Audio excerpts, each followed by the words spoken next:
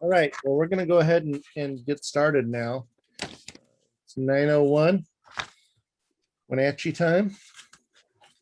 And I want to welcome everybody back to the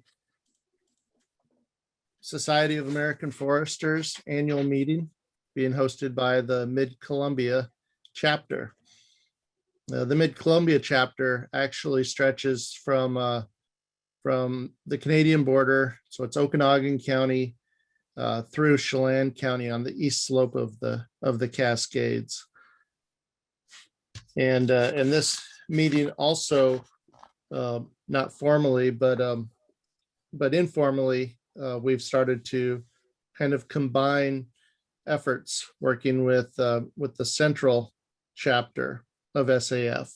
And so there's members from the central chapter that have contributed to this program as well. And the central chapter extends from south of Chelan County through Kittitas County, Yakima County. I guess that's primarily the vicinity where the central chapter reaches. So hence a lot of theme on east side forest restoration projects and shared stewardship examples. Today we are going to discuss shared stewardship and the roles of different contributors to shared stewardship experiences and projects. And so yesterday we kind of heard from some specifics that worked on individual projects.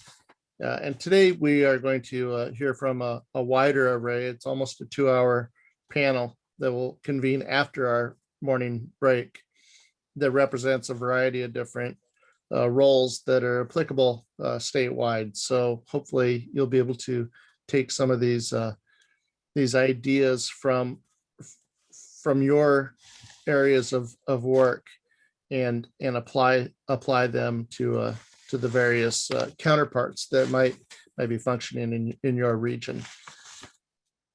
So yesterday we had a great morning, a great opening by Vicki Christensen, Chief of the Forest Service. She said a lot of really super things. One of the things that impressed me about was the shared stewardship is not a way of being, or is a way of being, but also a way of doing. And I thought that was it reminded me of Aldo Leopold and in the Land Ethic, where he talks about what his definition of a conservationist is. And so I encourage you to read that because it's almost a rewrite of that in different words. I also really liked what Paul Hesburgh had to say about the kind of the in-stand specific elements of functional normative landscapes that develop in the presence of disturbance. And he was talking about fire in particular. And he mentioned the salad bowl of components, clumpy and gappy. And what a great way to lead into our morning speaker, who is Derek Churchill. And Derek is a scientist for the Washington Department of Natural Resources, where he leads the implementation of the Washington 20-year strategic forest health plan across landscapes and the evaluation and monitoring efforts through the forested landscapes of Eastern Washington. I've known Derek for probably 20 years, going on 20 years at least. He and I were both in grad school at the same time, and he was one of the people that floated to the top at the University of Washington and ultimately became a scientist there and an instructor as well. But I got to know Derek most because everywhere I went, he was there, and he had a consulting firm, probably still does, I don't know, and was involved in a number of collaborative groups as well. So he was a lifelong learner, and he was always there, engaged with my audience, who was primarily forest landowners or people who worked with forest landowners, like consulting foresters. And if you go to Vashon Island, Derek is on the map. He's a forest landowner there, involved with many different conservation activities. So with that said, I'm going to go ahead and let Derek take the mic and finish the introduction on his own, and we'll be able to enjoy this until, I believe, 10 a.m. is when we will. Yes, at 10 a.m. we will have a break, and don't go away, because during break we have some more raffle prizes from the Rod and Ben show. So go ahead, Derek, take it away. Okay, here. See me there? Got to put on my Washington Forest Stewardship hat there. Very good. Well, good morning, everyone. It's good to be here. I'll go ahead and we're going to share my screen here. Let's see. So,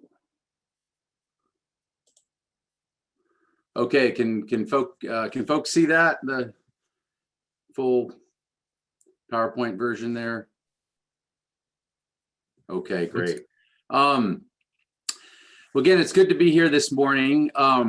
As Andy mentioned, I've worked for a long time in both Eastern Washington and Western Washington, with a variety of different landowners, and certainly enjoyed working everything from small landowners with 5 acres to medium-sized owners, counties, land trusts, private landowners, as well as the Forest Service and DNR and some of the larger landowners. And I currently work for the DNR Forest Health and Resiliency Division. I took a job as a scientist there about 3 years ago, working primarily on the 20-year plan, strategic forest health plan for Eastern Washington. And so, as I'll talk about today, this plan really is an attempt to be proactively deal with the many challenges facing our forests, primarily in Eastern Washington, I'm talking about today, but some of these obviously extend to Western Washington as well, these challenges. So I'm gonna, I guess before I start, just in case people don't know, Washington DNR in the last few years has created a new division called the Forest Health and Resiliency Division. We used to be a much smaller program that was part of the Wildfire Division, and it contains a variety of these programs are housed in it. The Federal Lands Program, also known as GNA, Good Neighbor Authority, Prescribed Fire, Urban and Community Forestry, the more traditional pathology and entomology programs, the Stewardship program, and then the program I work for, Planning Science and Monitoring. So a lot of different, a great group of people in this division. And we think what distinguishes us is that we really focus on all lands, not just state trust lands. And we definitely work in a sort of advisory capacity or providing recommendations and technical assistance to landowners, as opposed to, we don't have any kind of regulatory authority or forcing any particular rules, nor do we manage any land. Obviously, the state trust land part of DNR manages that component, and then FBA and others do the regulatory side. So it's an exciting time for forest health. I think this reflects just the scale of the challenges that we face, and the recognition of that by the legislature and a lot of other folks in Washington, that we have some big challenges and we're trying to get ahead of them here in Washington. So I won't go into it, but we have this definition of forest health that is I think broader than the more traditional definition focused on individual tree health. But we definitely thinking about whole landscapes and resilience to disturbance and climate change adaptation, and as well as being able to provide the range of functions to people over time, get those functions from our forests. So today I'm gonna focus on most of the talk on stand level treatments in fire-prone forests, or Eastern Washington forests, and then at the end zeroing a little bit on how we lay these treatments out on the landscape, especially in the context of the 20-year plan. So I'll go ahead and jump right in. We'll leave some time for questions, obviously, at the end there. So first of all, I just want to be real clear in my talk today. I'm primarily or exclusively going to be talking about east of the Cascade Crest, East Cascades, the Northeast Washington, the Blue Mountains. What I'm talking about today doesn't directly apply to Western Washington. As I think everyone knows here, we have a very different both historical and even current fire regime in central and eastern Washington versus Western Washington. I think, particularly with the big fires in Western Oregon this year, wildfire, forest and wildfire, we sort of mash these two things together, and they really are different systems and have a different relationship with fire, and how we manage forests to reduce or reduce risk, increase resilience to fire is different stories, different applications. There's some commonalities as well, but I won't get into that today. We can talk about it at the end if people are interested. But again, today I'm really focused on Eastern Washington, where the great majority of the fire was historically, and even today is as well.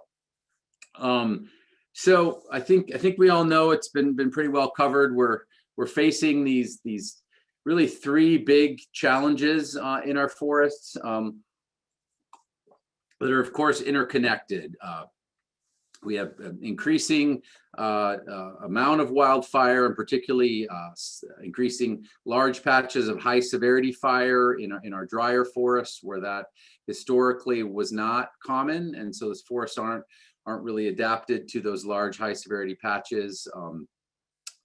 And then we obviously have this legacy of fire exclusion and a variety of other management that's left us with forest landscapes that basically have too many trees, and so are more susceptible to wildfire and insects and drought and whatnot. And then we also have climate change that is happening and projected to certainly continue to really make these two other problems a lot worse in the coming decades. So I think, I imagine most people here are pretty familiar with the basic approaches to fuel reduction, restoration, variety of different topics here. But since the 90s or so, we have really learned how to reduce potential for crown fire in these forests, and developed some very clear principles. There's been, hundreds of thousands, million acres of these treatments all across the West, lots and lots of studies here in Washington, all over the West, lots of replicated experiments, lots of looking at how these treatments do post-fire and whatnot. And so these approaches are well developed, and the science is well developed on how we treat forests to both restore that historical stand structure and composition that we know was much more resistant to fire and resilient to drought and other insect disturbances. And in doing that, also really reducing risk to communities, making it easier to contain or suppress these wildfires when we need to, but also allow fire to do work when that's possible as well. So just to be clear here, I think we all know these challenges of insects and wildfire are multi-scale problems. They operate across large landscapes. And then if you sort of zoom down to sort of whole hillsides, there's issues going on there. And then, of course, within individual stands, there's issues as well here. So right now, I'm going to focus the first part of my talk on what we call the stand level or patch level. But later, I'm going to come back up to these larger spatial scales. And traditionally in forestry, we've tended to, focus most of our, at least silviculture, on the stand scale, for obvious reasons. That's where trees grow, and there's competition between trees, and mortality and regeneration, and all those things. But when we're dealing with how do we really restore these landscapes, how do we reduce risk of these large wildfires, we have to be thinking at these larger spatial scales, and then how our stand level treatments fit into this landscape approach. So again, back to these stand level principles here. These were summarized by Jim Agee and Skinner in 2005, and Paul Hesburgh and many other people before that. These basic 4 principles of retain and release the large and potentially older trees of fire-resistant species. So our ponderosa pine, Doug fir, larch, and whatnot. Those are really, we call the backbone of these forests. They're the most fire-resistant, and even when you have high severity fires, a lot of them do survive and are the seed source for the next forest. We also think they're really important for climate change, because these trees have a lot of genetic variability in them. And so if you do have a fire, that the regeneration from the seed source coming out of these trees, we think contains a lot of genetic variability. And so if you have, a climate or weather over the next 2 or 3 years after a fire, you're going to have a lot of seed source out there potentially that can be adapted to that. And so you can actually potentially select for trees that are going to be adapted to future climates. And so it's, these forests they're pretty resilient. They've dealt with a lot of change in the past, a lot of different climates, a lot of different disturbance. And so they have a lot of natural or inherent resilient mechanisms. And so retaining some component of large trees, we think is really important for that over time. Then of course, shifting species composition to those fire and drought tolerant species. And then thinning primarily from below, not all the time, but again, reducing the ladder fuels. And then obviously our smaller overstory trees that generally have smaller crowns and aren't as healthy. And then this reducing the surface fuels, primarily, the best way to do that is through prescribed fire. You can also do that through mechanical means as well. But getting those surface fuels restored. So again, a classic picture here of a dry forest restoration treatment that had a prescribed fire. And we know from a lot of evidence now that these treatments work. This is some recent analysis from a project from UW that I'm involved in. This was from Alina Kanzler and Van Kane, and Jonathan Kane led this analysis. So this has been submitted for publication, but as part of this, we looked at all fires in central and eastern Washington from 2001 to 2016. So the black here is 131 fires, over 1 million acres of burning in forest. And then we looked at everywhere where there was a treatment where fires intersected those treatments. And so we had a variety of different kinds of treatments here. And again, this is primarily on Forest Service land, I think some other public land as well, where we had clear treatment records. And so here's just the basal area loss or the fire severity. And so I'm just going to show you some results here just to really emphasize that these treatments do work. So these figures you're going to see is the left side of the figure here, the more purple colors mean lower severity fire, less trees dying. And as you get out here to the right, the orange colors, that's higher severity, more trees dying. And so you can see here these different treatment types where you had a harvest, a planting, and a prescribed fire. Most of the fire, almost all the fire we see here is in that low to moderate severity range. And then at the very bottom here is untreated, sort of parallel or matching untreated sites. And you can see a much longer tail of that high severity fire. Still a lot of the acres burned at sort of moderate severity fire, some low, but a lot more of the high severity fire.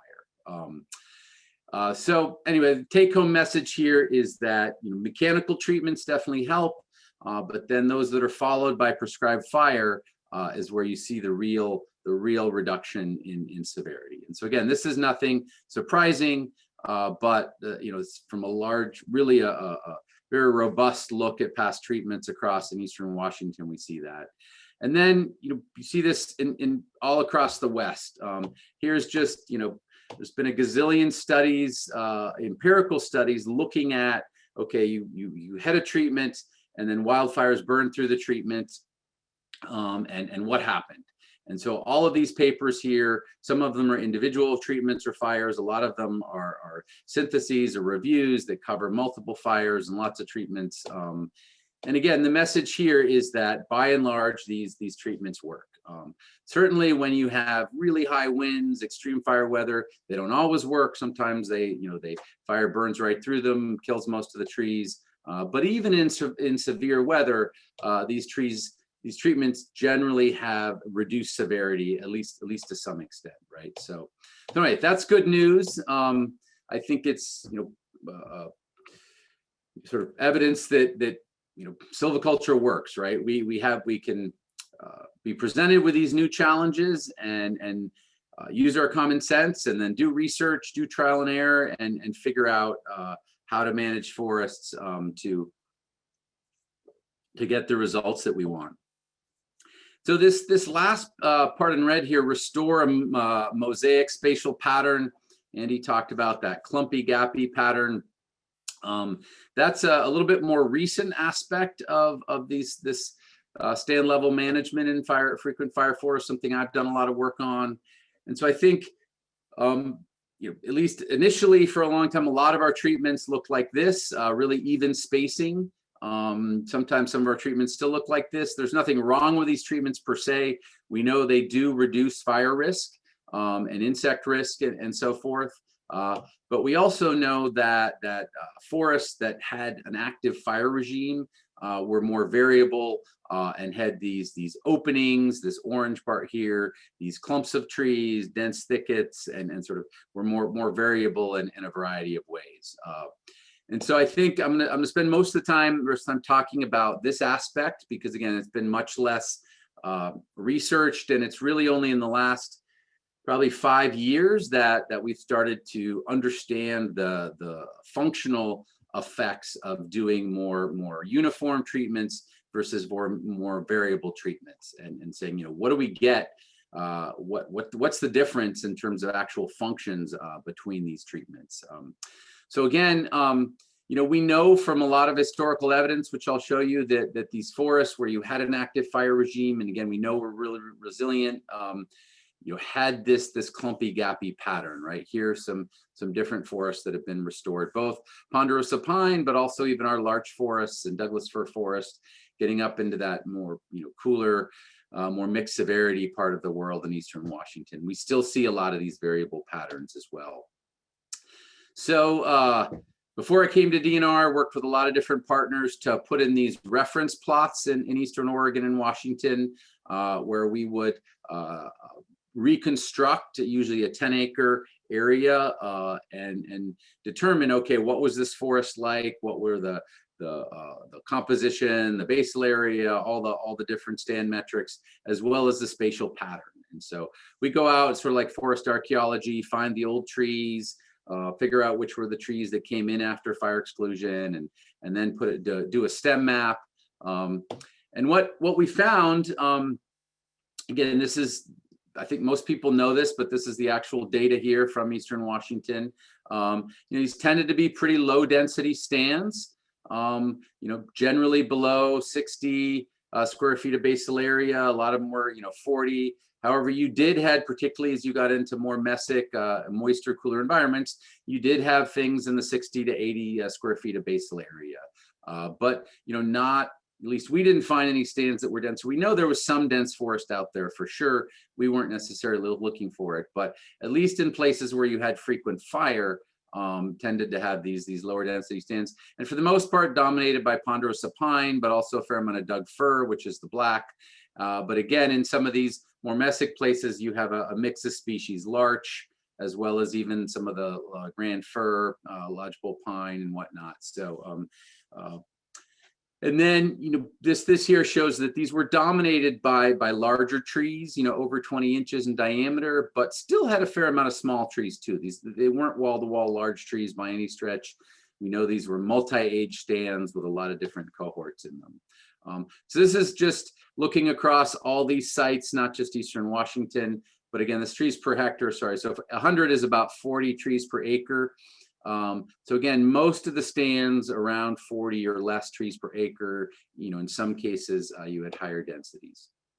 And then in terms of the spatial pattern, again, we see this fine scale kind of mosaic of gaps, individual trees and clumps and regen thickets, pockets of hardwoods, a lot of variability within these forests.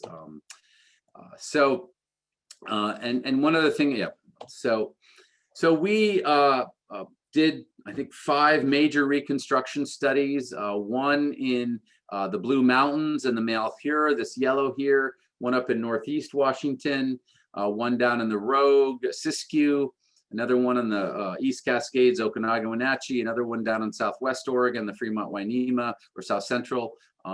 And we compared all of these studies, reconstructing these frequent fire forests. And so what you see here on the bottom is density, forest density. And again, that 100 is about 40 trees per acre. And then this is just a metric of how clumpy, how variable the forest is, right? And so each one of these dots is an individual 10-acre plot that we put in. And so the line around there, we call that the envelope, that's sort of the pattern that we saw there. And so what you see is a lot of overlap between these 5 different sites that really go from Northeast Washington to Southwest Oregon, really pretty broad geographic range.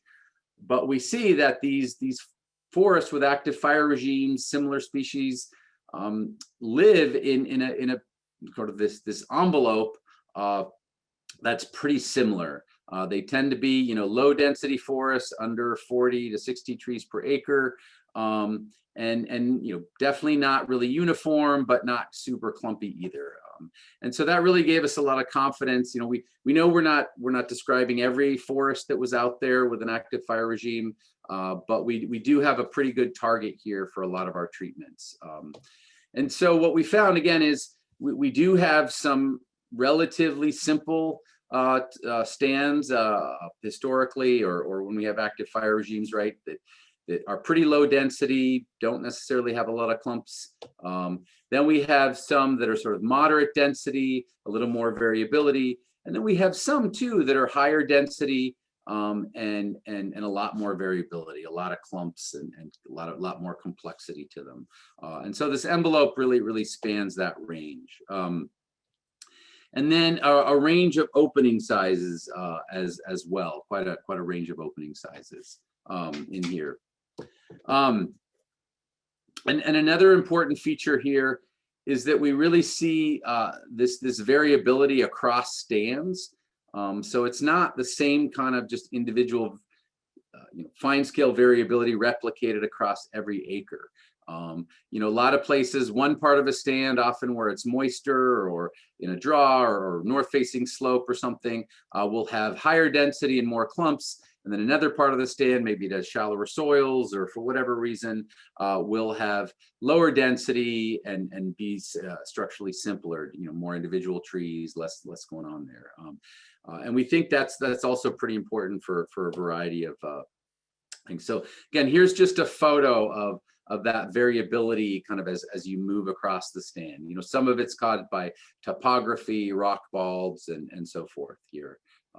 Maybe some dense thickets down in the riparian areas as well. So, I think a lot of people we've been talking about this for a long time, this variability, but why does it matter? And why should we care about it when we're doing treatments, when we're doing silviculture on these forests? Because it is operationally more complicated, at least in the beginning. If we're used to doing spacing-based treatments or basal area treatments, that's what loggers are used to. That's what our contracts are set up to do, all of that. kind of moving towards doing more variable treatments takes some work and some effort, and it takes more time in the beginning. People who have really, gotten used to it and kind of gotten their system down, trained up their loggers and all that kind of stuff, people figure out how to do it, and it's just, it's not hard. It doesn't take extra time, but there is a kind of transition cost, if you will. And so there's, as I mentioned, in the last 5 years or so, been a lot of studies coming out looking at this. And so when we look at fire behavior, this is a study from California with, again, a more variable treatment versus a more uniform treatment. Basically, what we found is there wasn't a whole lot of difference here. These white circles are dead trees, and the black triangles are live trees. And so the dotted line this is where the fire came up to. It burned, into the unit this way from the bottom towards the top. And you can see the low structural diversity, the fire pretty much stopped right when you got to the thinning treatment. And then the more variable treatment, it went in a little bit, but again, most of the trees survived here. And so, really, both treatments were effective at stopping the crown fire, moving it back down onto the ground. And so this has been found in quite a few other studies, that these more variable treatments might have a little bit more severity, particularly some of those large clumps. If they're multi-story, if you leave a clump with a lot of trees and fuel ladders and fuel in it, those often can burn up or partially burn up. But it doesn't mean the whole stand burns up. You might get a torching of that clump, but then the fire goes back down to the ground. So a little bit mortality, but really not not significant. So good news, both of these kinds of treatments work. This is a really interesting study that just came out, where they looked at across all of the Sierras in California and a whole millions of acres of fires, and looked at pre-fire conditions of vegetation, as well as some other variables like weather or whatnot. And they were trying to explain, okay, what drives fire severity? And so what they found is this first one up here is pre-fire vegetation, the amount of vegetation, basically. And so as you go from left to right, fire severity increases here. So, the more vegetation you had, you got more higher fire severity. That's fairly basic, but it was good to see that. And then the more, the higher the fuel moisture, the more high severity fire you had. And then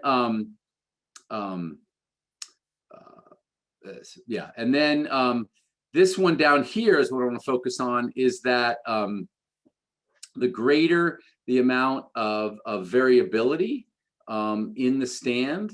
So this is the standard deviation of the vegetation. So the variability of the vegetation, the lower the fire severity that you had. So this was really, I think, the first large scale sort of empirical study that showed that variability in vegetation actually reduces wildfire severity. So pretty interesting results there. So here's another effect on snow retention. There's been a lot of interest in this. Obviously, snow and as impacts on the longer you can retain snow, the more drought tolerant. You're going to buy a little drought tolerance because you'll have more moisture later into the spring, into the summer. And then also in terms of across landscapes, the more snow you have and the longer you have it, the more stream flow you'll have into the summer. So overall, what the studies have found is that by lowering density, that's the biggest impact on getting more snow. And there are some nuances on aspect and wind and elevation and whatnot that are important to know. But in most of our east side forests, as you lower density, you get more snow up to an extent. If there's no trees left, then you actually end up with less snow. But when you get these variable treatments, what we found is that those openings really retain a lot of snow. And so there's some evidence suggesting that these or quite a bit of evidence that these treatments that have that clumpy gappy structure, particularly those sort of small to medium sized gaps, can retain more snow than a more even treatment. It's not a really strong effect, but it does appear to be the case, or we are seeing that effect. And then the effect of this pattern on sort of stand development over time. We know that these frequent fire forests were these multi-age mosaics that developed with these clumps of different cohorts of trees that would kind of move around spatially over time as trees aged and died and whatnot. And so there's definitely a lot of evidence that when you do a treatment that has a more variable pattern, that's going to lead to more variable disturbance behavior. Again, a little bit more variable fire behavior, a little bit more variable insect mortality, and then that reinforces that variable pattern. Versus if you create a more uniform treatment, your disturbances are going to tend to reinforce a more uniform treatment. And so we think that, over time, that's important. And so again, we've seen that overall, when it comes to sort of disturbances, insects, and fire and drought, it's really about lowering density and composition that gets you the most resistance. But pattern seems to get you a little bit more resistance as well. Sometimes it's just the same, but sometimes it's a little bit more. However, there are pretty big increases or significant increases in snow retention, and particularly understory diversity and abundance, and then wildlife habitat. You tend to get significant increases from more variable treatments. So again, with these more variable patterns, we can nudge stands into this cycle of, as they get more disturbance over time, they maintain, and that variability is enhanced. And I think there's really a role for multi-age silviculture over time here, where we can mimic that and do uneven age management over time to maintain the resiliency of these systems, a lot of the functions, and also pull a lot of wood out on a regular basis over time. So again, I just want to be clear that pattern isn't the only thing that drives resistance and resilience to these things. Obviously, the composition and the structure are really important. The disturbance regime you're in, the biophysical, where are you on the landscape? But pattern does play a significant role. And just lastly here, there's been a lot of just recent papers, if folks are interested, again, showing a lot of the things I've talked about. So I'm going to go through here. Just, we've been doing these treatments for a while now, and we've learned quite a lot of lessons. Done a lot of ICO trainings and whatnot over the last 10 years or so. And I think we've really learned some things in doing some implementation. So I'm going to go through that. And so again, we have these, I think 3 types of broad buckets of treatments. We have treatments that have explicit pattern targets, and there's a variety of silviculture approaches. Then we have our more, just a straight basal area prescription, and then spacing-based prescriptions, right?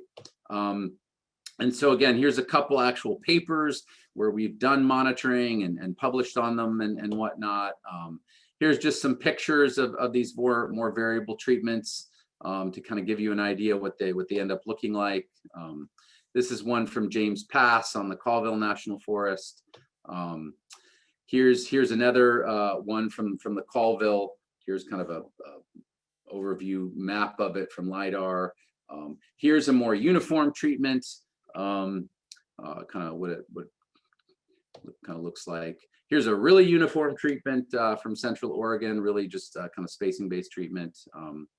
And again, these spacing-based treatments, they're not bad. I'm not trying to, we're just trying to, there's been a lot of this research and discussion about them, trying to determine, when you do a treatment like this, you definitely get lower fire risk, lower insect risk, all those things, but you do get less of some of the habitat functions and snow retention and so forth than you do with these more variable treatments.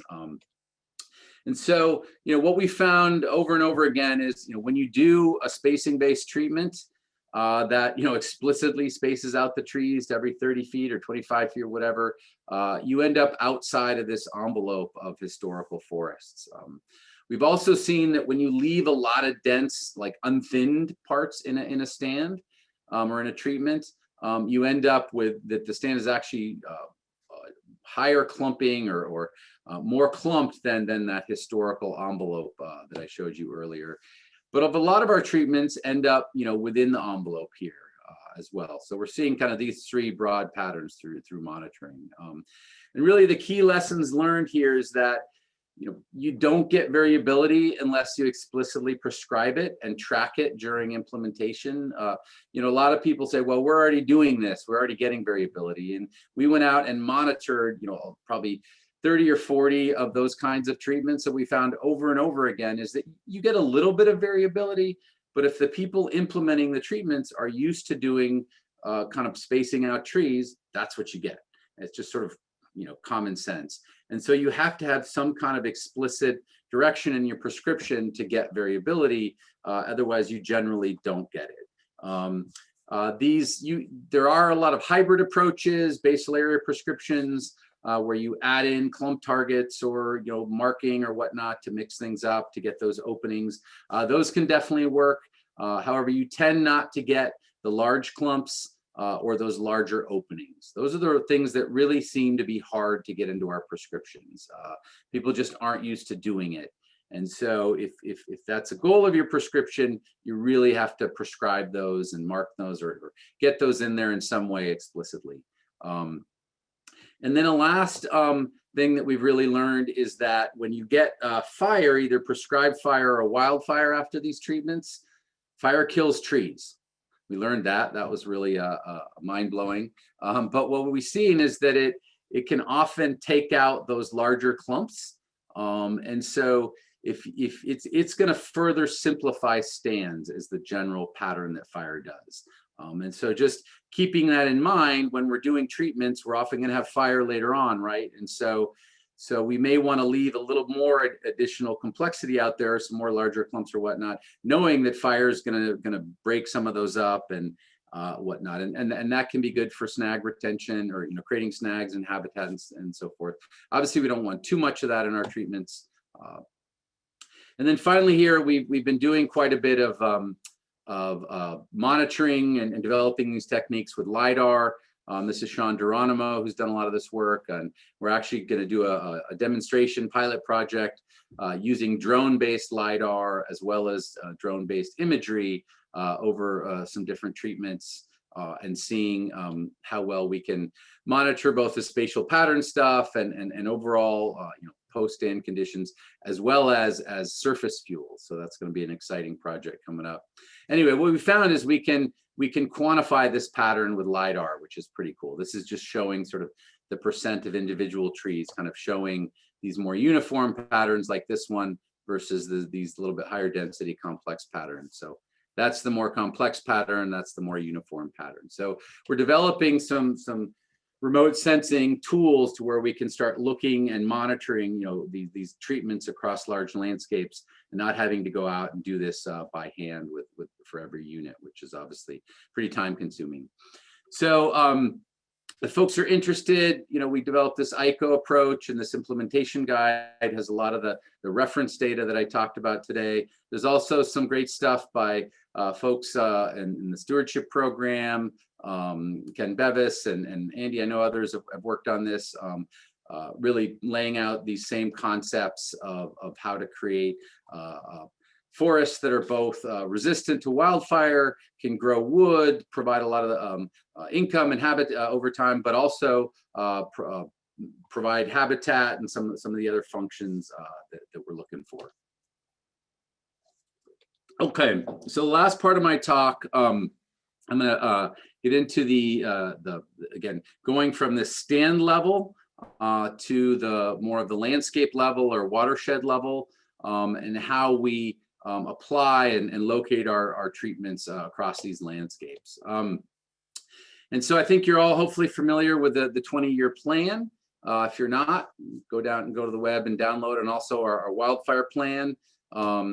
Washington, I think, is really ahead of a lot of other states in terms of proactively trying to deal with these challenges. And so this plan here, we have these 4 steps where we prioritize planning areas, do these landscape evaluations, prioritize treatments, work with landowners in those areas to do the treatments and implement them, and then we monitor progress over time. So the first part, I won't go into this. We prioritize these planning areas across Eastern Washington, and we have this cycle where we select these planning areas. So we've got about, I think, 30 planning areas now. And we do a set of planning areas every 2 years in the Forest Health and Resiliency Division. And so then for each planning area, we do a landscape evaluation, and we look at all of these factors here, recognizing that there are diverse landowner objectives, diverse landowners with diverse objectives. Some landowners are more focused on income, producing wood. Some are more focused on risk reduction. Some are more focused on restoration or whatnot. Again, there's a variety of objectives. This is not regulatory. We're not forcing or telling anyone exactly how they should manage their land. What we are doing is setting some broad goals of saying, look, to really restore this landscape and reduce risk of wildfire and insects for everyone, we've got to move the landscape in this direction, and then individual landowners can figure out how they can contribute to that given their management objectives. And so the first part of these evaluations are a departure assessment, where we compare the current landscape to historical conditions. And that just gives us that broad sense of what kinds of forest structure we have too much of, what we have too little of, kind of how the landscape is out of whack. Then we look at wildfire risk to figure out, okay, where are the areas that potentially are going to spread wildfire to communities, where are areas where we might have uncharacteristic, that really high severity wildfire, and then also what areas actually are okay. They're going to burn at lower severity, moderate severity, and do some good work. Then we look at drought vulnerability, and this is where we incorporate climate change. And so through that analysis, we come up with these treatment targets, and I'm not going to go into the details here. This is for, I can't remember which planning area, but for every one of our planning areas, we come up with these treatment targets to say, look, to really move this landscape into a resilient condition where we can be much better prepared for climate change and wildfire effects and whatnot. This is the range of treatments that we need to do, the range of acres, right? And so when we scale that across all of our planning areas, this is just so far where we've analyzed about 3.4 million acres right here. This is in thousands of acres, this table up here. Sorry, we've analyzed about 3.4 million acres, about 2.5 million of that is forested, and our treatment range is about 800 to 1.1 million acres. So it ends up being about, for individual planning areas, somewhere between 30 and 45, maybe 50% of the planning area needs some kind of treatment.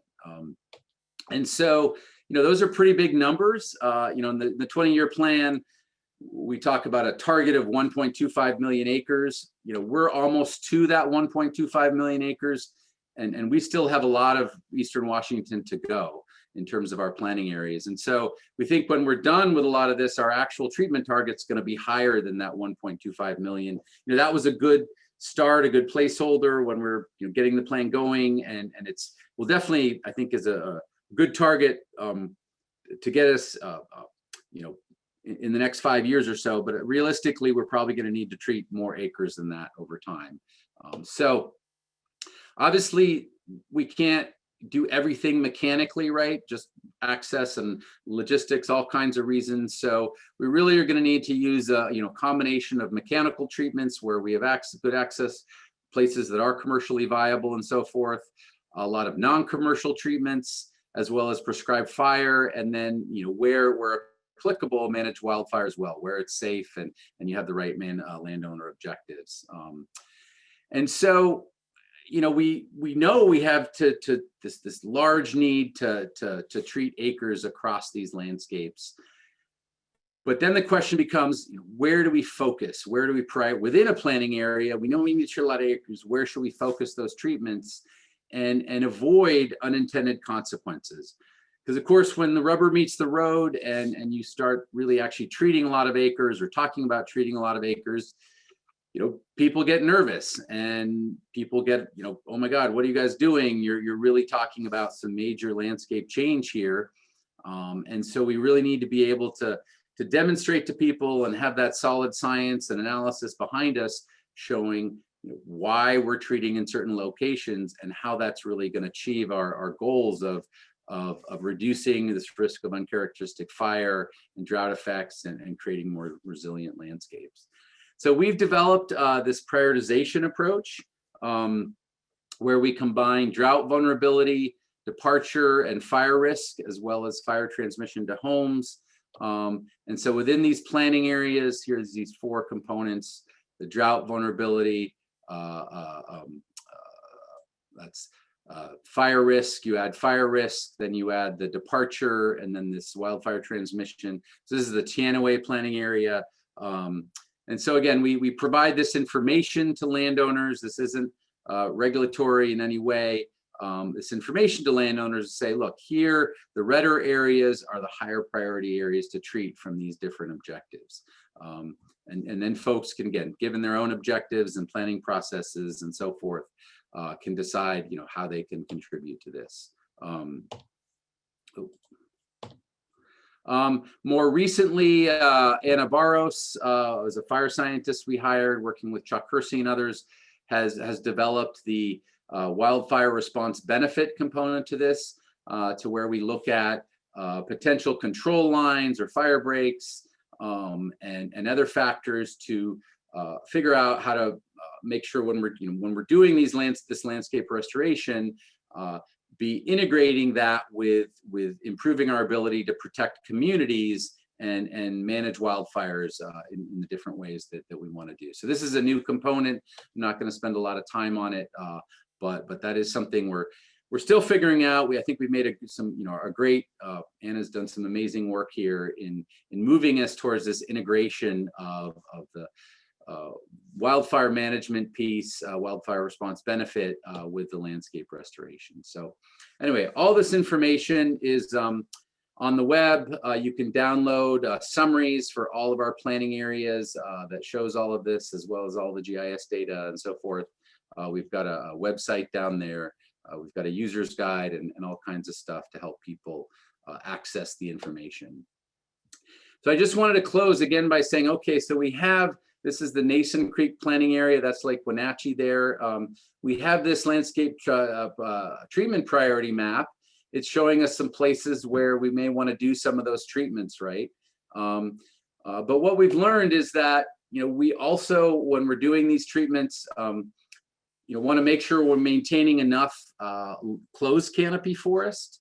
We have too much of that right now, clearly, but when we treat, we want to make sure we leave enough of that closed canopy large tree forest behind, or retain enough of that to provide the functions that it provides, whether that's habitat, carbon sequestration, a variety of other functions. And so these frequent fire or fire prone landscapes, they're not all open forest, right? We know there's areas with dense forest. That's often the more productive areas where we can actually grow the most wood as well. And so how do we have that denser forest component in a landscape that's predominantly open forest, so we're still going to be able to maintain low fire risk into the future.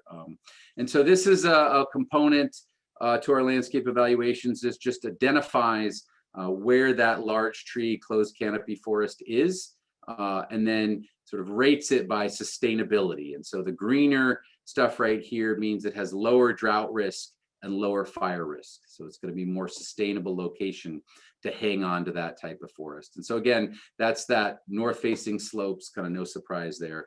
And so kind of what we're saying here is, look, you have this treatment priority. It looks like those purple areas over here are going to be a pretty good place to do a lot of those more restoration treatments that I talked about in the beginning, fuel reduction treatments.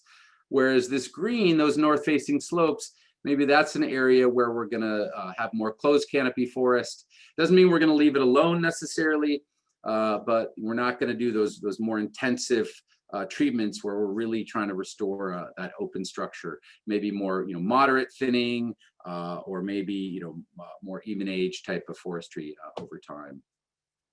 And then of course there's the operational component to this as well, where we factor in what places are accessible, where can we do mechanical treatments versus other areas where we may have to rely on fire.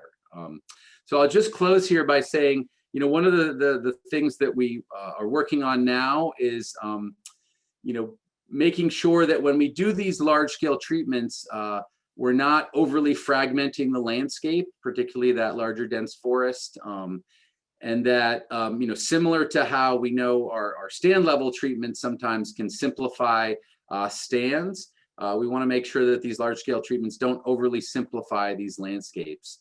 Again, that's probably okay for fire or whatnot, but a lot of those other functions, whether it be water for streams or habitat or carbon or even wood production, we know we want the right balance and sort of patch sizes of these different structure types over time. And so this is just an idea. Again, historically, we know these were these really sort of mosaics, right? Often with pretty large patches. And so when we do treatments, this is by Rimrock Reservoir, really thinking about treating this whole south-facing slope, or the majority of it, not every acre, as opposed to just, smaller stands of it. So thinking about creating larger patches in our treatments and avoiding that fragmentation. So I'll go ahead and stop there, and I think we have a little bit of time for questions. So.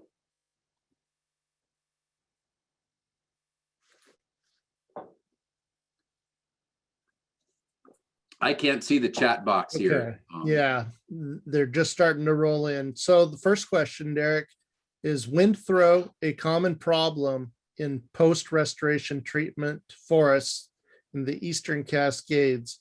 And has anyone looked at differences in clumpy versus even structure wind resistance?